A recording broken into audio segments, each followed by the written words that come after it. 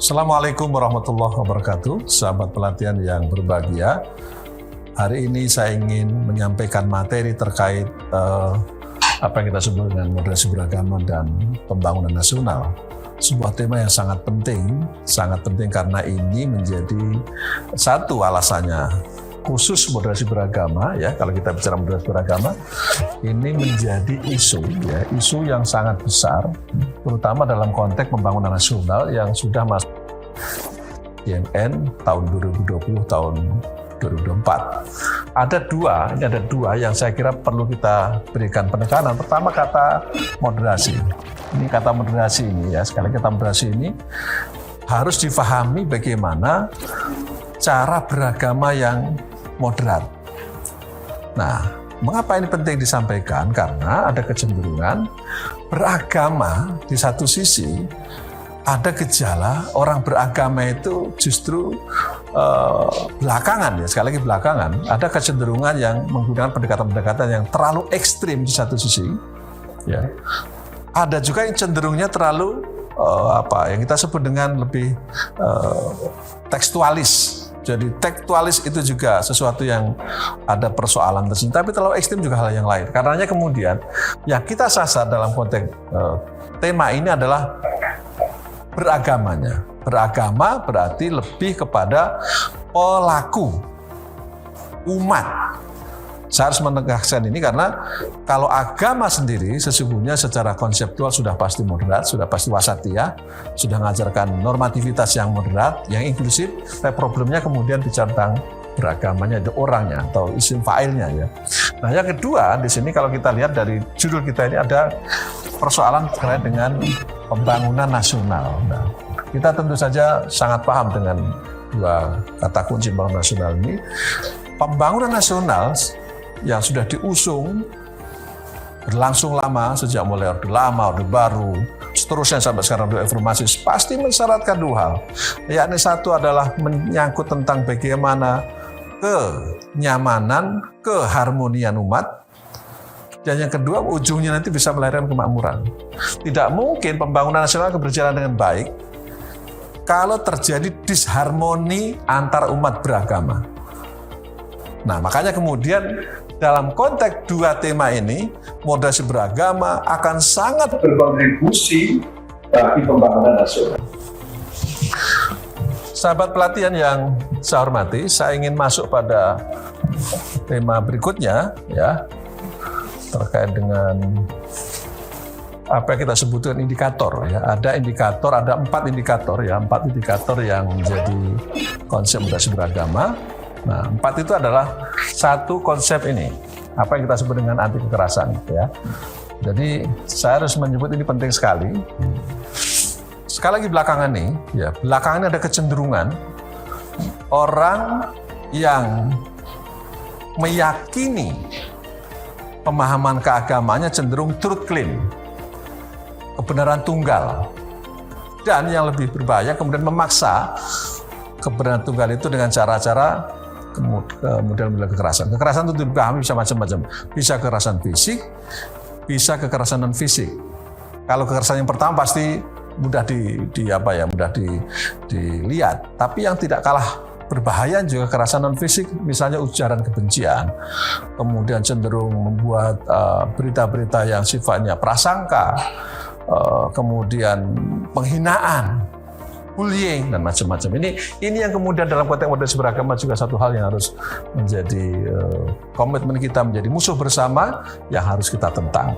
Nah, yang kedua, sahabat pelatihan yang saya hormati, komitmen kebangsaan, ya, komitmen kebangsaan ini sangat penting untuk kita jadikan indikator moderasi beragama karena ini akan berdampak kepada bagaimana semua kita, komponen bangsa ini, warga bangsa ini, menjadikan bangsanya itu harus bangsa yang dicintainya.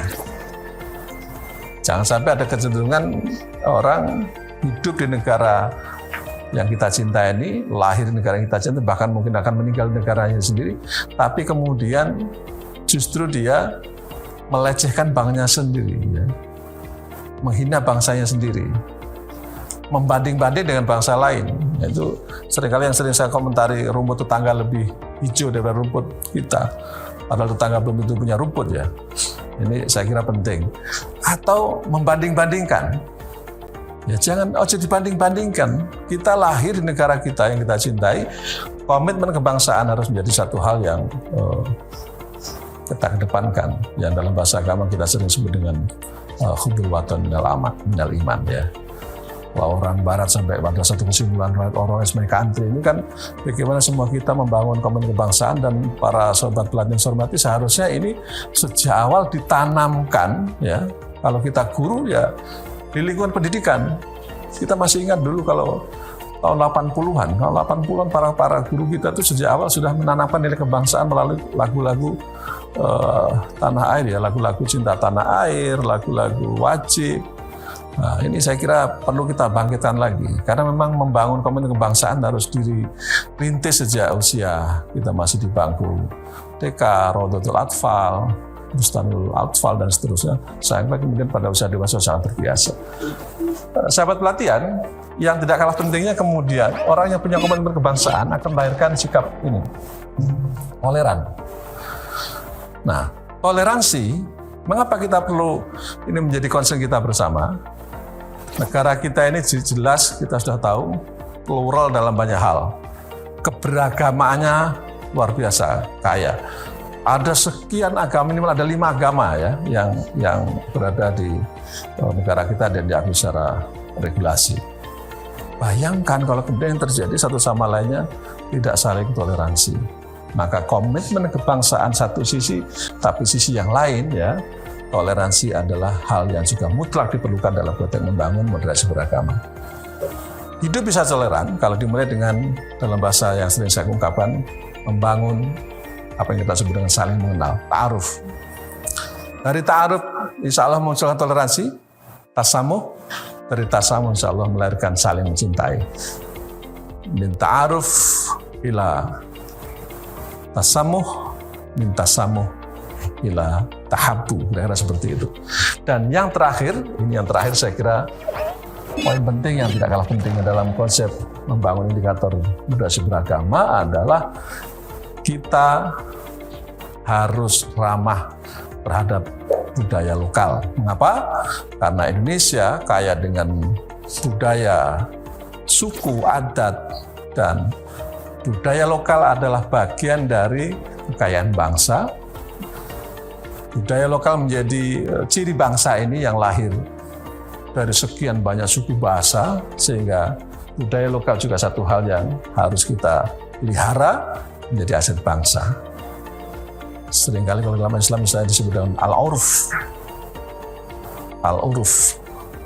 Jadi ini sebuah konsep yang saya kira sangat relevan dengan konsep ramah terhadap budaya lokal, di satu sisi juga adat istiadat.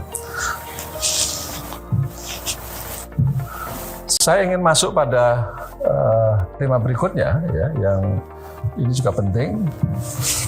Saya kira menyangkut mengapa sih kita harus bicara moderasi beragama dalam kehidupan berbangsa dan bernegara. Setidaknya ada beberapa reasoning yang harus saya sampaikan dalam pertemuan ini, sahabat pelatihan. Pertama, ya, kita tahu tadi di awal saya sampaikan, Indonesia sebelum bernama Indonesia, orang sering menyebut Nusantara, ini dulu dikenal dengan ya negara yang sangat religius. Hampir semua keyakinan itu tumbuh di negara kita ini. Jauh sebelum nama Indonesia itu lahir. Dulu masih disebut Nusantara. Berbagai keyakinan sudah ada. Nah, karena itu sebuah realitas yang tidak bisa kita hindari. Sebagai sebuah negara yang sangat kuat religiositasnya, maka tugas kita bagaimana kemudian religiositas itu menjadi bagian penting yang juga harus kita perkuat kekayaan bangsa. Nah, di satu sisi, ya, negara ini hadir begitu kita memproklamirkan tahun 1945, ada sekian banyak diskusi. Kita ini di satu sisi nilai-nilai agama sudah terbangun sedemikian kuat, tapi di sisi lain kita juga harus menghadirkan sebuah negara. Konsep kita apakah negara ini berdasar negara agama atau bukan?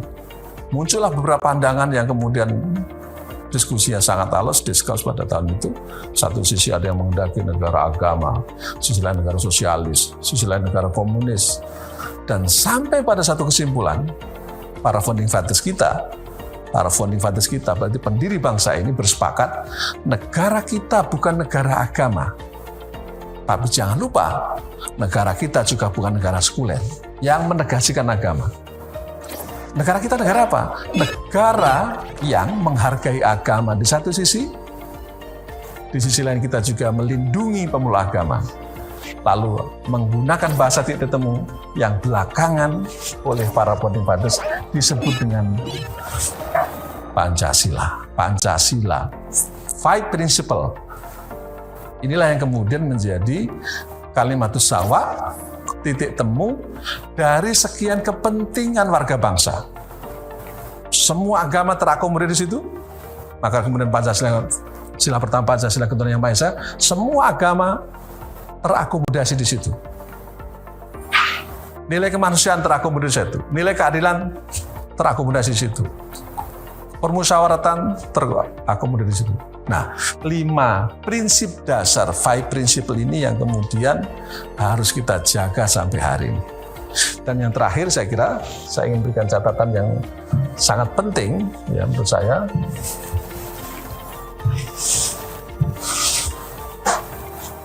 Nah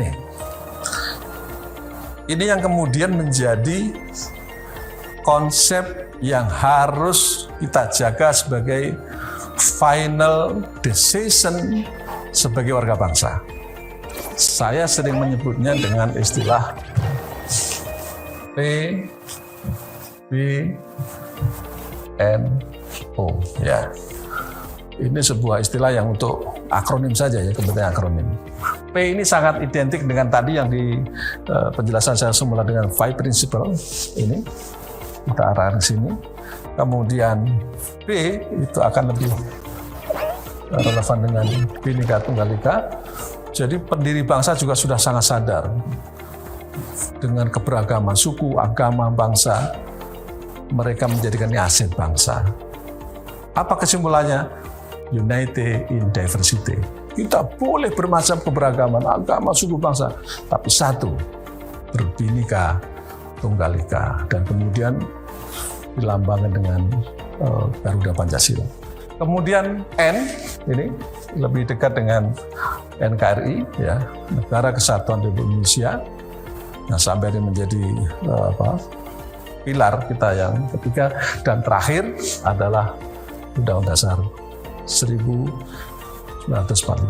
Sahabat latihan, inilah pentingnya moderasi beragama dalam pembangunan nasional. Wassalamualaikum warahmatullahi wabarakatuh.